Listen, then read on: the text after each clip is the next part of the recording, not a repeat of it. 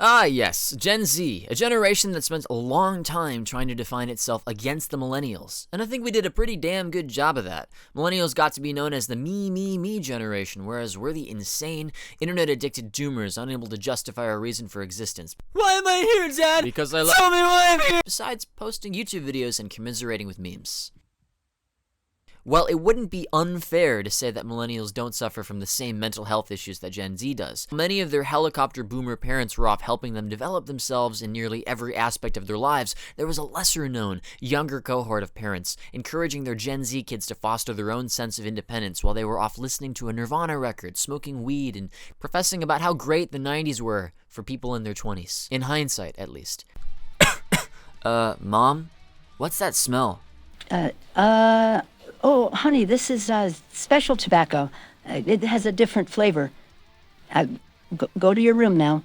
These people are known as Chemical X.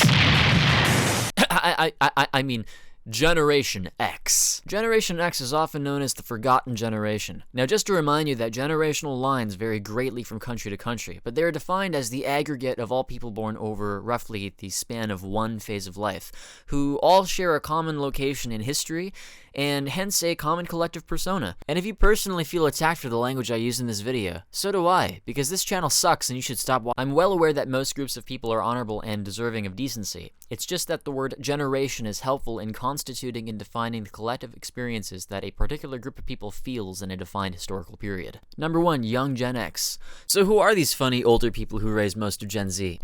Ow! Okay, sorry, Jesus. Middle-aged. You people are so fucking sensitive. Shut the fuck up, you millennial snowflake. I'm not a millennial! God damn it! I am Gen Z! Jesus Christ, how many times— This is a highly debated topic. Gen Z might be 1995 or 19... I don't give a shit. This is a video about Gen X. God damn it. Okay, we're getting derailed. Gen X grew up in a time when America was seeing its first major economic problems since the pre-World War II era, with things such as stagflation, i.e. the combination of high unemployment and inflation. So after the baby boomers peaked in birth rates at nearly 28 children per 1,000 people, the rates had declined to about 20 in 1965 and back down to 15 by the end of the 1970s. This diverse group is sometimes referred to as the baby busters, or slackers, or even 13th generation. You know, because they're like busting babe. But Generation X as a name just happened to stick the most with time.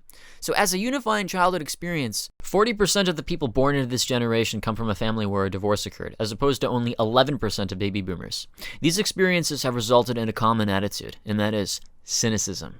Yeah, sounds a bit fucking familiar, doesn't it? I don't know. Who could that be? Someone who's cynical? An entire generation of kids who's just fed up with the baby boomers. I've heard this shit before. We've all heard this shit before. Why am I even making a video about this? Hey. I see you there, boomer. For many Xers, one of the first clear memories that they have of the government was Richard Nixon's resignation, followed by the economic decline of the 1970s. The 1980s, despite being led by a still rather popular American president, depending on who you ask, also had its share of recessions, and was the turning point in history when rich corporate America started to make even more profits, thanks to him removing many of the regulations and tax cuts for businesses with Reaganomics. In other words, the connection between wealth and productivity was severed after ending stagflation, with the rich becoming much more so, while the poor and the middle class saw very little economic progress whatsoever. Not to mention that the major busting of workers' unions meant that not only did Gen Xers enter the workforce with wealthier corporations still paying the same wages, if not less than when the boomers did 2 decades prior, but also less agency to demand or at least bargain better pay. Considering such an economic contrast with the generation before them, it does make sense why some in the 1980s would not share the same optimism of their parents before them. This stands in stark contrast to the experiences of the baby boomers, who thrived amidst the economic boom from the late 1940s to the mid-1960s, an era widely regarded as the pinnacle of American prosperity. A lot of that boom was attributed to the slowing birth rates and increased productivity in the early half of the 20th century, conditions that lingered after the Industrial Revolution, coupled with the opening of free trade after the end of World War II. They found themselves atop a world where competition was minimal, buoyed by a youthful workforce eager to forge American dominance with more collective optimism than a few civilizations that I could name. Not to mention the emergence of television and the rise of rock star culture, epitomized by icons like the Beatles and Elvis. In the early days of television during the boomers' childhoods, the whole family gathered around the television television to watch the latest episode of Father Knows Best or Leave It to Beaver. It was an opportunity for the family to spend time together while watching good, wholesome shows. Meanwhile, Gen Xers were left at home for most of the way to figure out how to entertain themselves, and later felt ignored by corporate ladder-climbing parents. The academics, she promoted the victim and entitlement mentality are to blame. Life is hard. Good. Now get Hey, over guess it. what? No one fucking asked you! Number 2, the 1980s. As baby boomers matured into yuppies during the 1980s, Generation X faced a different reality, looking through a lens of cynicism. For those who were too young to witness Nixon's resignation, their memories often marked by the tragic event of the government's billion-dollar space shuttle, the Challenger, tragically exploding, resulting in the loss of not only astronauts, but also a civilian teacher. The pervasive media coverage during this era significantly influenced the value systems of Generation X, exposing them to a reality that differed starkly from that experienced by previous generations during their formative years. Gen X experienced a notable absence of the intense parental involvement that would characterize the subsequent generation, the millennials. A helicopter parent is known for closely monitoring and managing every aspect of their child's daily routine and behavior, from selecting educational materials for infants to making concerned inquiries to professors in their child's adulthood. These parents strive to ensure their child's success by clearing a path for them. The prevalence of helicopter parenting emerged from two notable social shifts. The prosperous economy of the 1990s, characterized by low unemployment rates and increased disposable income, provided the conditions for this phenomenon to take hold. Secondly, there was a widespread public perception of heightened child endangerment, a perception that, as documented by Lenore Skenazy, the advocate for free-range kids, was rooted in unwarranted fear, despite ongoing media campaigns that began in the 1980s and persist today. Statistics indicate that children are actually safer from crime than in previous decades. However, what children are not protected from are the dwindling opportunities resulting from their parents' overprotective tendencies. Gen X's lack thereof earned them a reputation for resilience and introspection, honed through ample solitude and a pervasive sense of alienation. While the baby boomers reveled in the summer of love in 1967 and developed an idealism they spread to their children, Generation X came of age amidst the tumults of the 1980s and a growing realization that the utopian ideals of the past were often deceptive and fraught with peril. Their formative years were defined by inventive pursuits as they spent hours engrossed in MTV, exploring the outdoors or crafting mixtapes to share with friends, all against the backdrop of bustling households and minimal parental oversight. The adage that, when you treat your young with apathy, it will eventually go full circle, resonates deeply with their experiences. To put it bluntly, boomers had sex, drugs, and rock and roll. Gen X got AIDS, police batons, and heavy metal. Number 3, entering the workforce and defining cultural moments. Amid decreasing standards of living and a lack of adult support for their struggles, Generation X adopted a more realistic, even pessimistic approach to entering the workforce.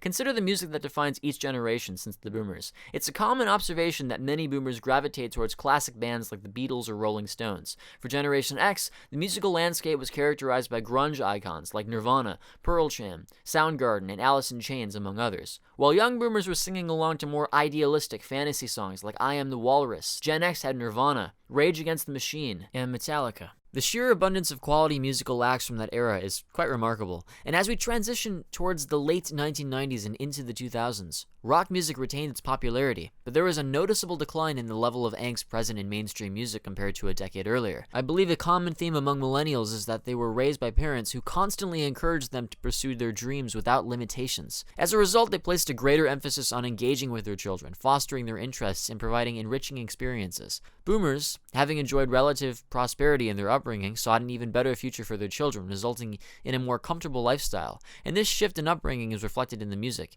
Instead of a raw energy like Nirvana's Smells Like Teen Spirit, we see songs like Simple Plan's I'm Just a Kid, which encapsulates a different artistic ethos. Both are exceptional songs, but they represent distinct cultural zeitgeists. Gen X's bitterness could be felt for decades afterwards and subsequently had a long-lasting influence on Generation Z. Number 4.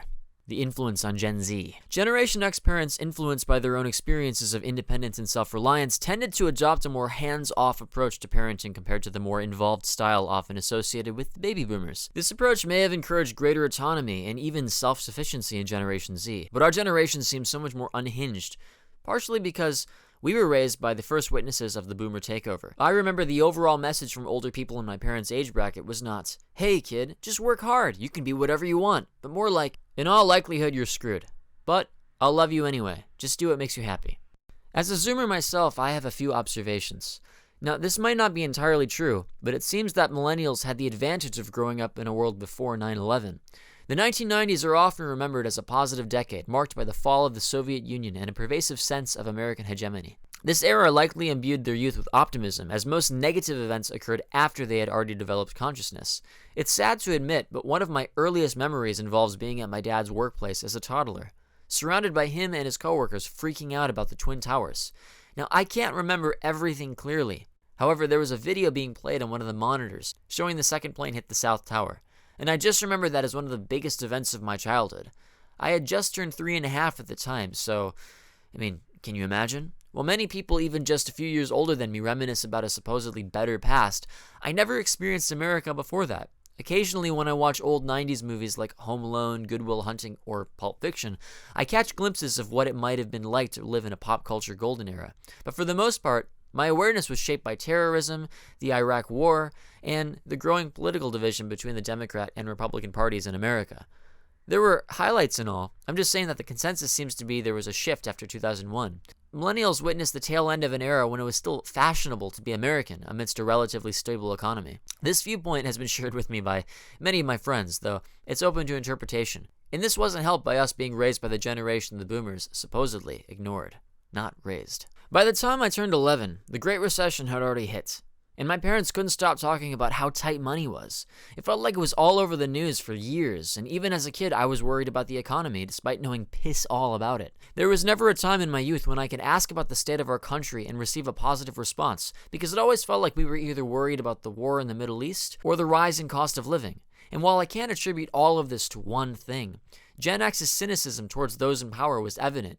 Both of my parents constantly reminded me that besides them, the world didn't really care about me, and if I wanted to succeed in life, I shouldn't take support for granted. The world is screwed. Growing up in the shadow of millennials, it was a bit odd when everyone started paying attention to our generation, especially since Gen X was pretty much ready to check out when they had reached the same age. Today, Gen X lives relatively comfortably, with many of its most successful individuals forming the backbone of the modern tech industry. Elon Musk and Jeff Bezos being notable examples. They may not even be universally loved figures, but this smaller cohort of people remains largely overlooked. And after being forgotten about in their youth, most of them simply don't care. Comedian Jason Salmon sums this up pretty well in just a few words. I am, and I think I'm fortunate to have grown up Generation X, too. We got any Gen Xers in here? Yeah, I don't even care. So if you're Gen X and you like this video, please subscribe. I appreciate all of you. Otherwise, feel free to let me know what you thought of this in the comments section. Cheers.